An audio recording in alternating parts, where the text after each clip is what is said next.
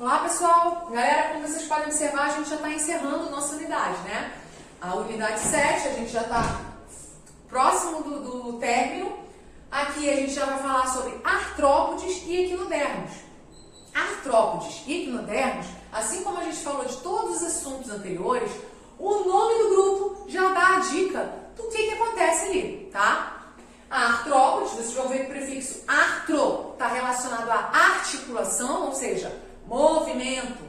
Podes, pés. Lembrem do que a gente falou lá anteriormente quando a gente falou em molusco, né? Molusco é igual cefalópodes, gastrópodes. Podes significa pés. Não misturando o assunto, né? Mas eu quero que vocês usem e gravem o significado dos prefixos e sufixos, tá? Então, podes, pés. Artro, articulação. Ecno significa espinhos no corpo. Espinhos no corpo, tá? Ou melhor, perdão. Espinhos, dermos, pele. Então, espinhos na pele. Espinhos na pele, beleza? Aqui tem um exemplo de um indivíduo equinodermo, tá? Esse aqui é um representante dos equinodermos. Aqui é uma estrela do mar, ok? Bom, vamos começar aí falando dos artrópodes. Artrópodes. Primeiramente, o grupo dos artrópodes é o maior grupo que tem. Nos artrópodes, nós subdividimos o grupo em crustáceos, aracnídeos, insetos, quilópodes e diplópodes. Então, vocês percebem, ó, 1, 2, 3, 4, 5. Esses, pessoal, a gente vai identificar as características básicas que diferenciam um do outro. E essas características, eu vou avisar de antemão, são características muito cobradas em vestibular, tá? São características, assim, que vocês têm que... Eu não vou falar para vocês decorarem tudo que eu for falar, não. Mas o básico, que é a quantidade de pernas, o corpo, a estrutura corporal, cabeça, tórax e abdômen, antena, asa, essas coisinhas assim, que são as características que a gente consegue olhar só pegando o animal na mão, e essas características eles cobram no vestibular, tá? Tô falando do vestibular, que é lá depois do ensino médio. Porém, eu já vi cobrando também quando vocês tentam fazer prova, né, para fazer técnico do ensino médio, tá? Então, fiquem espertos para quem tiver interesse. Então, crustáceos, aracnídeos, insetos, quilópodes e diplópodes. Vamos lá. Primeiramente, artrópodes, conforme eu falei na abertura, são artrópodes. Artro significa articulação. Podes, pés. Então, significa pés articulados. Então, vocês percebem que todo artrópode, ele consegue mover as suas patas. Ele tem um movimento das suas patas, né? Claro que ele não vai ter cotovelo, joelho, mas vocês percebem que ele tem um movimento amplo, né? Outra característica muito importante nos artrópodes é que todos eles possuem uma estrutura chamada exoesqueleto. O que é isso, professora? Exoesqueleto é um esqueleto externo. Lembrando que prefixo exo significa fora, externo. E esqueleto, né? Estrutura de sustentação. Então, exoesqueleto é o esqueleto que suporta no lado de fora, tá? E com certeza, no caso dos artrópodes, além de sustentar o animal, ele ainda serve como maior proteção do indivíduo. Então, protege ele de várias ocasiões. Vocês percebem, por exemplo, quando você vai matar uma barata, por exemplo, né? Lembrando que a barata faz parte do grupo dos insetos, você percebe que para matar não é tão fácil. Se você não der uma pisada forte, não induzindo vocês a matarem animais, né? Mas a gente sabe que a barata não é um animal muito... ou melhor, a barata é atraída por lixo, esgoto, né? E pode transmitir doenças, né? E assim, claro que ela tem uma importância muito grande na cadeia alimentar, na teia alimentar, mas já saiu do controle e teve houve um processo aí que influenciou na cadeia alimentar, da qual ela cresceu, passou da quantidade necessária exatamente pela falta de predador para ela, né? Então, no ambiente que a gente reside, geralmente a gente não se familiariza com barata, né? Então, quando você vai matar uma barata, você percebe que se você der uma pisada simples, ela vai sair andando, né? O que a protege?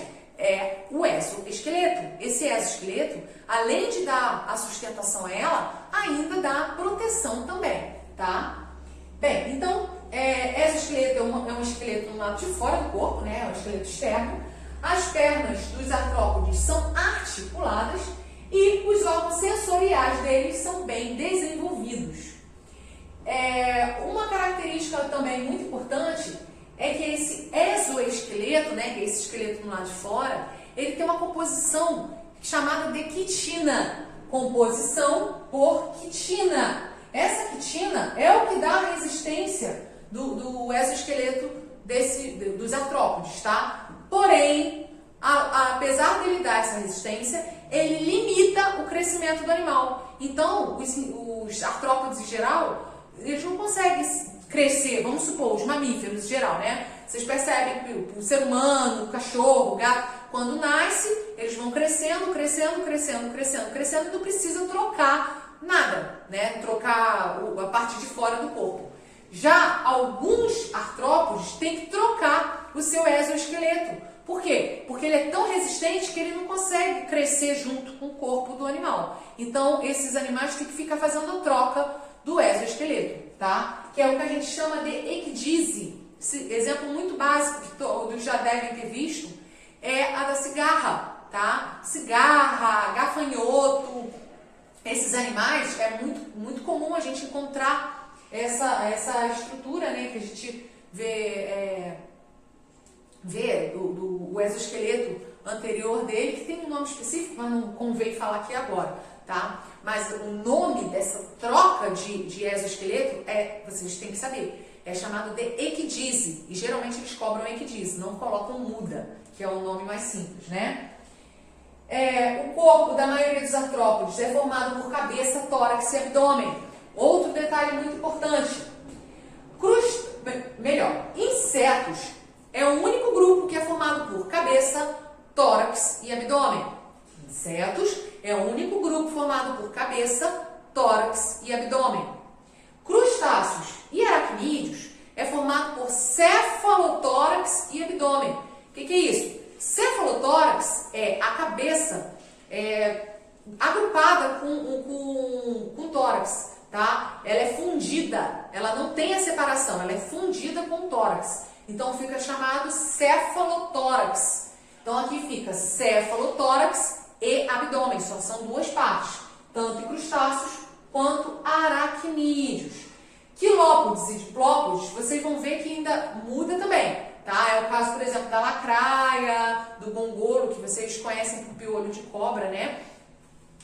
Vocês veem a cabeça e os demais estruturas distribuídas no corpo de forma que não é visível, tá? Mas a gente já vai ver isso mais à frente, beleza?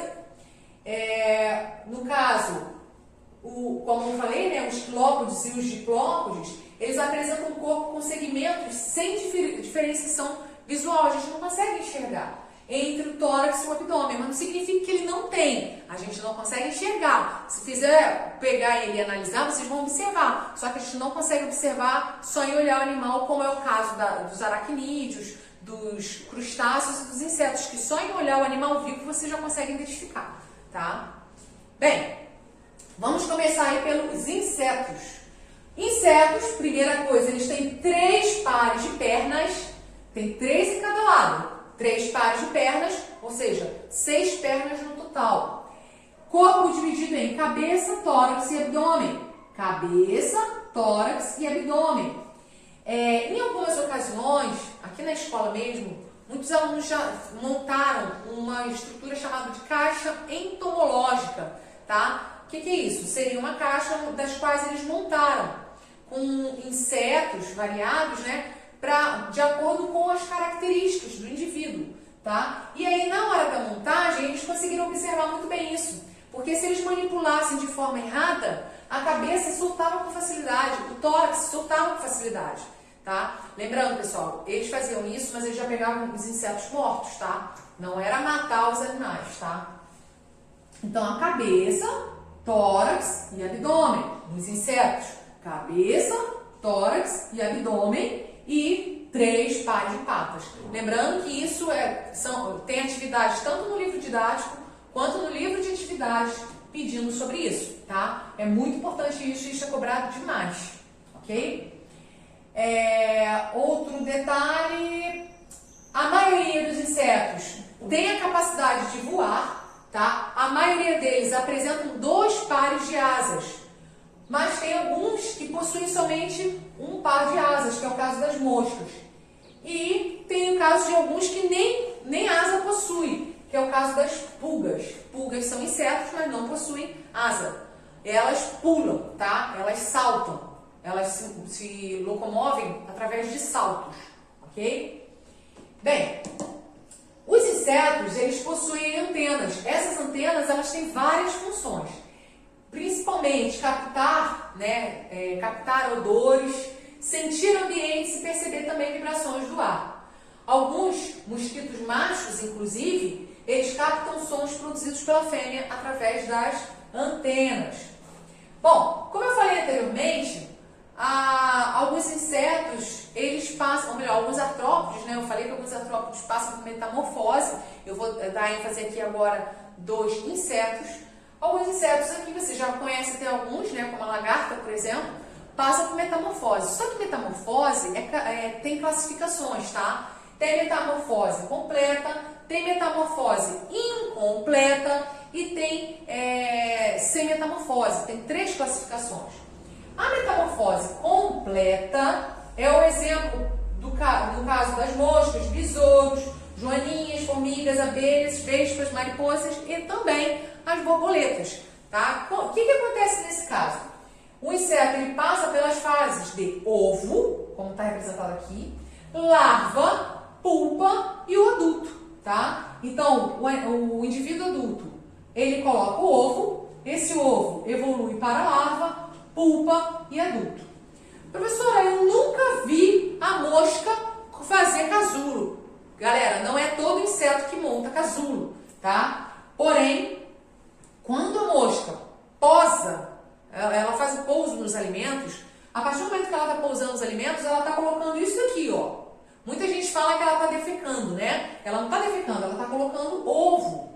Por isso que não se come alimento onde a mosca posou, tá? Você pode observar isso muito bem quando tem mosca posando no lixo ou em outro ambiente, mas no lixo é mais visível. Por quê? Porque geralmente você tem uma lixeirinha lá na sua casa e tem mosca, você vai lá e tampa. E aquele lixinho ali fica ali 2 dias. Se você der um mole e for abrir aquela tampa, você vai ver um monte de minhoquinha, que não é minhoquinha, são larvas. Larvas de quê? De mosca, ok? E essas larvas vão evoluir no processo da metamorfose para a pulpa, que em seguida dará origem a um novo indivíduo, tá? E isso acontece na comida que você come quando você come alimento que pousou mosca, ok? Claro que no nosso estômago tem ácido, ácido clorídrico, que vai degradar, mas deve ser, quando você come isso aqui, é muito legal a gente pensar que a gente está comendo ovo de mosca, Por isso que não é adequado comer alimento que pousou mosca. Bem, quando o inseto passa pelas fases de ovo, larva, pulpa e adulto, seu desenvolvimento é com metamorfose completa. Por quê? Porque passou por todos os estágios, tá? Exemplos são esses que eu já acabei de falar. Agora, tem outros insetos, como é o caso das baratas, gafanhotos, grilos, barbeiros, cupins, piolhos. Esses têm metamorfose incompleta, ou seja, ele não passa por todas as fases, tá? Você percebe aqui, ó, do ovo vai para a ninfa e da ninfa para o adulto, tá? Ele não passa pelo estágio como o da metamorfose completa. Então, nesse caso, do ovo sai uma ninfa, que é uma miniatura do adulto, só que sem asas, ou pode ser que tenha asas bem reduzidas, tá? Então é bem diferente da metamorfose completa. Esse aqui já nasce bem parecido com o adulto, só não tem algumas estruturas, que geralmente é ausência da asa ou a asa muito pequenininha, ok? E tem os insetos que já saem dos ovos com aparência muito semelhante à adulta. Nesse caso, não ocorre metamorfose. É o que a gente chama de desenvolvimento direto ou sem metamorfose. Exemplo, exemplo, traça, é aquela traça de livro, né? Traça que a gente encontra, traça de livro, né? Chamada traça de livro. E aqui está a imagem demonstrando o processo da metamorfose completa, ok? Bem, crustáceos, esse já é o segundo grupo, a gente acabou de falar de insetos, vamos para o segundo grupo. Segundo grupo, lembrando, crustáceos, a gente falou lá no insetos que insetos é formado por cabeça, tórax e abdômen, e ele possui 3 pares de pernas, né? Já nesse caso aqui, você vai ver que ele tem um cefalotórax. Você não consegue ver a separação entre a cabeça e o tórax. Ele é fundido, por isso chamado cefalotórax. Cefalotórax, abdômen. Cefalotórax, abdômen. Outro detalhe muito importante é que os crustáceos, eles possuem 5 pares de patas, tá? 5 pares de patas. O exoesqueleto dele é diferente dos demais artrópodes, tá? Todos os artrópodes, com exceção desse aqui, possuem o exoesqueleto composto por quitina. Já o crustáceo, os crustáceos em geral, além da quitina, ele possui também reserva de carbonato de cálcio, tá? Então, além da quitina, que compõe o exoesqueleto, ele tem carbonato de cálcio. No exemplo de crustáceos, tem alguns grupos que vivem em água doce, outros em água salgada. Mas tem também alguns, pessoal, que vivem em ambiente terrestre, que não sei se vocês já viram, né, já observaram, mas tem tatuzinho de jardim, tá? Que é esse aqui, ó. Outro exemplo também de crustáceo, o caranguejo todos conhecem, pitu, também chamado de camarão de rio, ok? No siri, no caranguejo, tanto um quanto o outro, o primeiro par de pernas é transformado em pinças ou garras e é utilizado na defesa e também na captura do alimento. No siri, o último par de pernas está adaptado à natação, funcionando assim como um remo. Só o siri tem aquela última patinha formada tipo um remo, tá? O caranguejo não. Há dimorfismo sexual. O que é isso? Há uma aparência clara entre macho e fêmea, tá? Você consegue ver a distinção entre macho e fêmea. Geralmente a fêmea é bem maior. A dimorfismo sexual, a fecundação é interna, a fecundação ocorre dentro do animal, a união entre gametas, né? Em algumas espécies, massa de óvulos, uma vez fecundada, fica aderida ao corpo das fêmeas. Outro detalhe para observar, os olhos são chamados de pedunculados. Reparem que os olhos estão nos pedúnculos, né? Tem estruturas aqui que muita gente confunde com antena, que na verdade são pedúnculos. E nas extremidades desses pedúnculos está o olho, ok? E ajuda com que o animal consiga explorar melhor o ambiente. Bom, próximo grupo, aracnídeos. Bom, mais uma vez, dando ênfase aqui, ó. Cefalotórax, por quê? Porque cabeça é fundida ao tórax. Você só consegue ver a divisão aqui, onde separa cefalotórax e abdômen. Quando faz a cinturinha que você consegue enxergar a divisão. Então, só tem duas, né? Duas partes. Então, é cefalotórax e abdômen. Em comparação lá com os insetos têm 3 pares de patas. Os crustáceos, 5 pares de patas. E os aracnídeos, 4 pares de patas, tá? 4 pares de patas. Professora, tem um escorpião aí, o escorpião é um aracnídeo? Sim, ele é um aracnídeo, ok? Bem, essa classe inclui aranhas, escorpiões, carrapato e também os ácaros. O corpo desses animais divide-se em cefalotórax e abdômen. Sarnas e carrapatos são exemplos de aracnídeos parasitas. Sarnas, as sarnas, né, são causadas por aracnídeos. Eles possuem 4 pares de pernas, como falei, um par de quelícera, que está aqui, ó, na parte interna, né? Os pedipalpos é a parte mais próxima às patas. As quelíceras estão mais para dentro. E também possui um par de pedipalpo. Então, um par de pedipalpo um par de pedipalpo, que é esse daqui, e um par de quelíceras que está mais para dentro. Lembrando que isso daqui são as pernas, tá? As quelíceras, elas são estruturas que são adaptadas para a captura do alimento. Elas pegam o alimento, tá? E também inocula a peçonha. O que é isso? Inocula o veneno.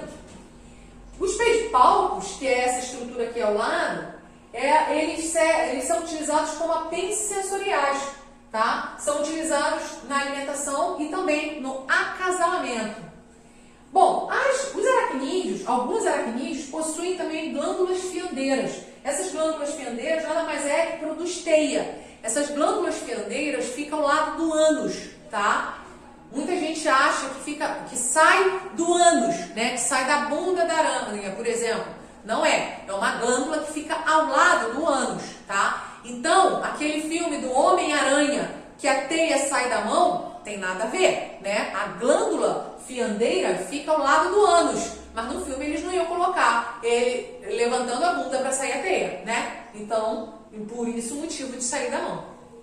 Bem, os aracnídeos são animais dioicos, ou seja, sexos separados, né? Realizam fecundação interna e produzem ovos, dos quais eclodem filhotes imaturos semelhantes aos pais. Pessoal, uma dica. Geralmente, fecundação externa acontece, geralmente vocês só vão visualizar isso na água. Fecundação externa só tem como ocorrer na água. No ar é mais difícil. Primeiro que resseca, né? Há um ressecamento e é mais fácil de ser predado, né? De ser comido. Na água tem outros procedimentos que não vou entrar em detalhes aqui. Então vocês vão ver, quando a gente for falar de liberar a gameta na água, a fecundação acontecer no ambiente externo, isso vai acontecer na água, tá? Então a maioria dos casos que vocês forem ver no ambiente terrestre, a gente vai estar falando que a fecundação é interna, tá? Bem, diplópodes. Diplópodes, nome diplo, dois. Podes, pés. Opa, dois pés o quê? 2 pés em cada segmento. Não confundam isso daqui com anelídeo. Não confundam. Porque muita gente vê isso daqui e pensa que são anéis, tá? Porque a diferença entre o anelídeo e isso daqui é que o anelídeo, como a minhoca, por exemplo, ela é mole. Esse animal aqui já é duro, tem uma carapaça, tá? Ele é um artrópode. Todo artrópode tem uma carapaça, que é o exoesqueleto. Não confundam, tá? Então, eles têm segmentos, tá? Os mais comuns, os diplópodes mais comuns são piolhos de cobra, que também são conhecidos como emboás ou mongolos. Esses animais, eles têm 2 pares de pernas, ou patas, né? Em cada um desses segmentos, tá? E tem os quilópodes, que é a famosa lacraia, um delas, né? Um dos quilópodes. A maioria das espécies de quilópodes é predadora e pode ser encontrada embaixo de pedras e troncos úmidos. Lembrando que esses animais, os diplópodes, também são encontrados em ambientes úmidos, tá? Tanto um quanto o outro são encontrados em ambientes úmidos. Professora, mas eu encontro piolho de cobra direto dentro da minha casa. Pessoal, tem que pensar o seguinte, a sua casa sempre existiu naquele ambiente? Será que naquele ambiente ali onde sua casa foi construída não era uma vegetação? Não era um ambiente super úmido? A sua casa foi construída e os animais ficaram ali, tá perdido, né? É como se estivesse perdido. Então, lembrando que ali o invasor não são os animais, somos nós, tá? Então, esses animais são encontrados em ambientes úmidos. Esses animais quilópodes, no caso, vocês percebem que tem uma diferença. Aqui tem 2 pares de patas, de pernas em cada segmento, e aqui você já vê um só, um em cada segmento, tá? Um par de pernas em cada segmento do corpo deles. Na cabeça, a gente observa que são encontradas umas estruturas chamadas de fossípulas. Essas fossípulas servem para injetar o veneno. Isso aí, veneno, porque a lacraia, por exemplo, injeta veneno, tá? Tanto os diplópodes quanto os quilópodes, eles têm cabeça e tronco. Você não consegue visualizar abdômen, tá? Mas eles têm abdômen, só que a gente não consegue visualizar, tá? Lembrando que o número de pernas dos dois é a maneira mais fácil da gente identificar quem faz parte dos diplópodes e quem faz parte dos quilópodes. Bom, importância ecológica dos artrópodes. Primeiramente, vamos lembrar o seguinte, os artrópodes é um grupo maior que tem, vamos dizer assim, né? É o grupo que mais inclui variedades de animais invertebrados. Eles têm uma importância muito grande para o ambiente. Eles ajudam no processo de decomposição dos resíduos orgânicos, além também de participar de teias alimentares, servindo assim como alimento para grande número de animais. Outro detalhe também, grande parte deles são polinizadores de plantas. Vocês conhecem a abelha, mas tem outros polinizadores além da abelha, tá? É que a abelha poliniza vários tipos de vegetais, tá? Muitas espécies têm importância econômica e servem de alimento para os seres humanos também. Não, tem alguns casos que aqui no Brasil não, mas em outros países tem muitos artrópodes que servem de alimento. A gente sabe que a China, por exemplo, usa muito desses animais que a gente acabou de falar aqui, insetos, como alimento. Nós usamos mais crustáceos, né? Mas lá eles usam insetos, até quilópodes também, ok? Muitas espécies de animais produzem feromônios. Feromônios, pessoal, é importante falar isso aqui, porque são hormônios liberados por animais, inclusive nós também liberamos, esse contexto vocês vão ver mais à frente, né, no ensino médio, porque isso aí está relacionado mais ao estudo do corpo humano, né? Mas feromônios nada mais é que substância química que pode ser percebida por indivíduos da mesma espécie, somente indivíduos da mesma espécie, tá? No caso do ser humano, geralmente é sexo masculino e sexo feminino, ok? Os insetos são os animais que mais liberam feromônios na natureza. Inclusive, as abelhas, elas liberam feromônios para indicar o trajeto onde está o néctar e também para avisar que tem ameaça, ok? Então, por exemplo, ela foi a algum lugar, foi ameaçada. Ela volta e já volta em um enxame para proteção, tá? E tudo isso, essa conversa, vamos dizer assim, é através da liberação de feromônio. Elas não falam, né? Como no B-Movie mostra. Bem, aqui está exemplo de animais, né? A lagarta, casulo, bicho seda, mosquito aedes, animais que são importantes, né? Importantes para o meio ambiente. Ó. Essas lagartas aqui, essa lagarta aqui do exemplo, ela é bem perigosa, tá? Pode causar acidentes muito graves. O contato dela pode levar até a morte. Tem o mosquito aedes, que é o grande responsável lá da zika, da dengue, febre amarela, dentre outros. E aqui está a demonstração do bicho da seda, que tem uma grande importância para os seres humanos, tá? Um detalhe bem importante também a ser falado é dos microcrustáceos. Microcrustáceos, então eles são muito pequenininhos, que é os chamados de crio. Esses crio, eles são importantes componentes do zooplâncton. Lembrando, zoo relacionado ao animal, tá? O crio, ele é o principal alimento de animais aquáticos de grande porte, principalmente a baleia azul. Vocês já viram programas que mostram o tamanho de uma baleia azul? Ela se alimenta de crio. Então, quantos crio ela tem que se alimentar para manter aquele tamanho todo? Já pararam para analisar? Bem, então, artrópodes, a gente finaliza aqui. Vamos para o próximo e último grupo dos invertebrados, ok? Vamos lá. Equinodermos. Equinodermos. O nome equinodermo significa espinhos no corpo. Na verdade, o nome que significa que é equino, espinhos, dermos, pele, tá? Mas só que a gente sabe que esses animais não têm pele, né? Estrela do mar, bolacha, ouriço do mar, eles não têm pele.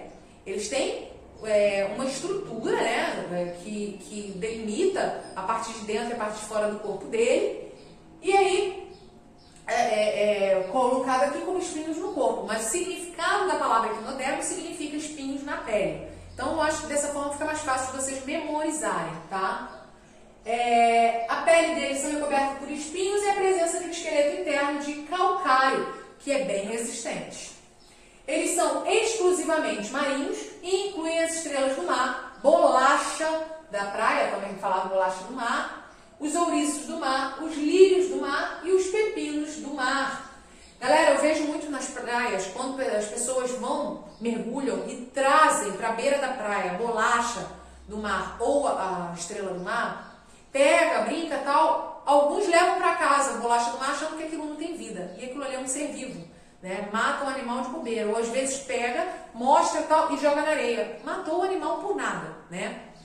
Outro detalhe é que a pessoa pega, mostra tudo e quando bota no mar de novo, joga de qualquer jeito. Pessoal, o animal ele tem uma posição para ficar. Esses animais se rastejam no fundo do mar.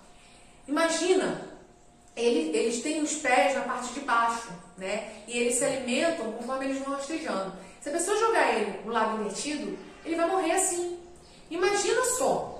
Quando você pensa, por exemplo, de um jabuti, né? Lembrando que jabuti, tartaruga e cágado são todos do mesmo grupo. Claro que são grupos diferentes do que eu estou falando aqui agora. Mas você já deve ter ouvido falar que se o jabuti, ou a tartaruga, cair ao contrário, ela vai morrer assim. Por quê? Porque ela não consegue se desvirar. Assim é o caso da estrela do mar e da bolacha do mar, tá? Se for jogada no mar ao contrário, já era, morreu, tá? Então, por favor, quem vê ou fizer, que não é recomendado, mas se você vê alguém fazendo isso e for devolver, a pessoa for jogar e for jogar errado, para não matar o animal, é o correto jogar ele na posição correta. Se mexeu, influenciou ali na área, bota conforme, a pessoa devolva o ambiente conforme estava antes, tá? Então a bolacha, todos esses animais que não conseguem se desvirar, né? O certo é colocar na posição conforme ele estava, tá? Os equinodermos ele tem um sistema de canais internos chamados de sistema ambulacrário, tá? Esse sistema ambulacrário é onde circula a água do mar, tá? Esse sistema ambulacrário é um sistema muito conhecido, muito falado, é o mais importante do animal. Nesse sistema ambulacrário acontecem várias funções do animal, tá? É importante tanto para a locomoção quanto para alimentação, respiração, reprodução, além de funcionar como estrutura sensorial. Olha quantas funções tem uma estrutura para um animal. Lembrando que o tamanho do animal é pequeno, né? Mesmo que seja uma estrela do mar, por exemplo, grande, ele tem a estrutura responsável por todo o corpo dele é pequena, né? Os ouriços do mar apresentam uma estrutura composta de dentes, chamada de lanterna de Aristóteles. É por meio dela que esses animais raspam algas presas nas rochas para se alimentar. Os equinodermos apresentam sexos separados e reprodução sexuada, com gametas masculinos e femininos lançados onde? Na água. Lembra que eu falei que geralmente quando o animal está na água, geralmente eles lançam na água? Então, os invertebrados, tá? Eu estou falando de invertebrados. Os invertebrados vão lançar esses gametas na água. Outro detalhe, pessoal, é que as estrelas do mar, elas têm uma capacidade muito boa de regeneração. Então, se houver algum procedimento, das quais isso já aconteceu uma vez, né? Houve um caso em que tinha uma pessoa fazendo cultivo de mexilhão e o lugar onde ele fazia esse cultivo estava destruindo o cultivo dele de mexilhão. E aí foi observar que tinha muita estrela do mar ali naquela área. E aí o que ele fez? Ele pegou as estrelas do mar e cortou os braços dessa estrela do mar, né? E devolveu para o mesmo lugar. Bom, quando ele fez isso, ele não cortou os braços, ele cortou os animais de forma que ele só mata o animal se você cortar o disco central, né? O disco central de forma a não deixar uma proporção. Imagina uma célula. A célula tem um núcleo. Se tiver menos para uma parte, mais para outra, você mata o animal. Você divide a célula em duas, Você divide a célula em duas. Se você cortar somente o braço da estrela do mar, ela vai regenerar esse braço perdido. O braço que for cortado não vai se regenerar. Por quê? Porque o que faz regenerar, o que vai dar origem ao indivíduo, é o que está no miolo, que é chamado de disco central, tá? O disco central da estrela do mar. E essa pessoa, quando fez isso, ela cortou a estrela do mar de forma que de uma estrela do mar, ela fez duas estrelas do mar. Ela se regenerou em duas. Então, se tinham, vamos supor, 40 estrelas do mar naquela área, ficaram 80. E aí, isso é um caso que ocorreu, né? Tem uma atividade, acho que no livro de vocês falando isso. Não sei se é de vocês, inclusive, né? Se vocês quando forem dar uma olhada, a gente fala sobre isso no Meet. E aí, essa é uma forma que vocês podem observar que tem como fazer para matá-la ou fazer um procedimento de regeneração, tá? Essa capacidade de regeneração está diretamente ligada ao disco central da estrela do mar. Algumas espécies são capazes de formar outros indivíduos apenas com pequenas partes do seu corpo, ou seja, apresentam reprodução assexual, em um processo conhecido como fissão, em que o disco central da estrela se divide ao meio, originando duas novas estrelas, que foi isso que foi feito com esse rapaz. Esse rapaz fez esse procedimento e gerou 2 indivíduos novos a partir de um, tá? Nessa imagem, está demonstrando aí a classificação dos equinodermos, tá? Eles são classificados em ofiuroides, crinoides, equinoides, asteroides e holoturoides. Ofiuroides são os que a gente conhece por serpentes do mar, tá? Ela pode ser confundida com a estrela do mar, mas é a serpente do mar, tá? A estrela do mar, ela tem uma estrutura mais resistente. Essa aqui já tem uma locomoção, ela tem um movimento mais amplo, tá? Tem longos braços presos ao corpo com forma de pentágono. Equinoides, ouriços do mar, bolachas da praia, que é esse que o pessoal pega muito para mostrar na beira da praia e joga na areia, né? Isso aqui é um ser vivo, se fizer isso, matou o animal. E quando for devolver na água, tem que jogar nessa posição. A parte de baixo, que parece um monte de cerdas, né, que na verdade são espinhos, tem que ficar virado para baixo, tá? E bolacha da praia tem corpo arredondado e sem braços. Os ouriços do mar apresentam espinhos longos e pontiagudos. Então, tanto os equinoides incluem tanto as bolachas do mar, ou da praia, né, quanto os ouriços do mar. Asteroides, estrela do mar, tem um corpo semelhante a uma estrela, né, e geralmente tem 5 braços, mas há espécies com mais de 20. Elas rastejam sobre o fundo dos mares. Tanto essa quanto essa são estrelas do mar. Vocês percebem que essa daqui não tem 5 braços, mas ela tem as características de uma estrela marinha, tá? Holoturoides, que é o pepino do mar. Nesses quadradinhos, pessoal, vocês conseguem ver a característica de cada um, tá? Pepinos do mar, que tem um corpo alongado, quando se sentem ameaçados, podem lançar parte do sistema digestório para fora, né?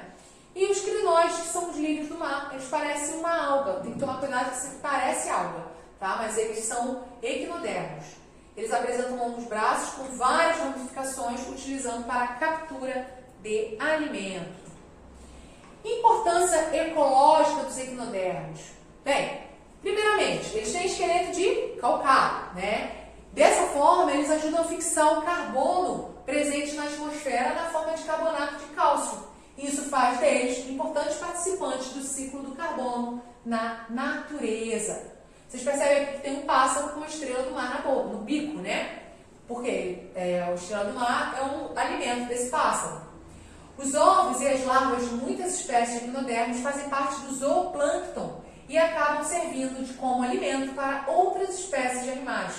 Já as estrelas do mar, adultas, são predadoras de diversos animais.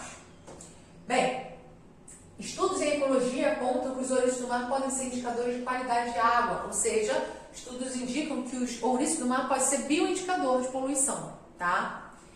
Galera, então aqui a gente encerra a nossa unidade, tá? A nossa unidade 7 finaliza aí. Vocês viram que o conteúdo aborda e a gente fecha os invertebrados, né? E a partir da unidade 8 a gente vai falar dos vertebrados, ok, galera? Então, conforme foi avisado lá no início, nós estaremos fazendo, vocês estarão recebendo a videoaula, vocês vão estar realizando as atividades em seguida, porque o Meet vai ser para correção. Eu vou estar perguntando a vocês as atividades, ok? Para a gente fazer as correções, vocês vão estar me respondendo, eu não vou estar dando as respostas para vocês, tá? Nós estaremos corrigindo, beleza, galera? Vocês vão fazer as atividades aí da página 25 até a 29 do seu livro didático e também vocês vão fazer a página 14 e 15 do seu livro de atividades.